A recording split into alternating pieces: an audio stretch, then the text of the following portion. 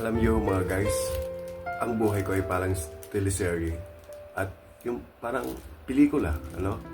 Kasi mula nang ako po ay isinilang at nagkamulat at lumaki, nagbinata, no? At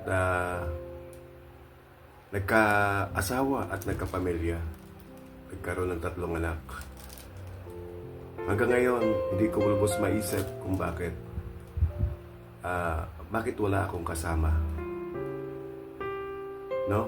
So, pero iniisip ko tuloy, sa isip ko, ako ba'y nag-iisa? Hindi pala. Mayroon pala akong kasama. Itong Ariel ang aking laging kasama. Bakit? Itong Ariel,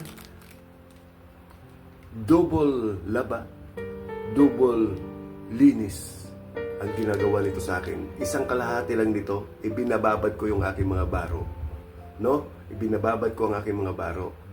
Mabula na. Mabango na. At malinis pa.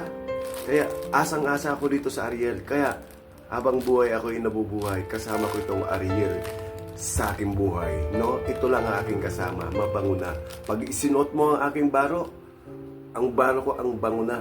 Kahit hindi ka na mag-popcorn, no?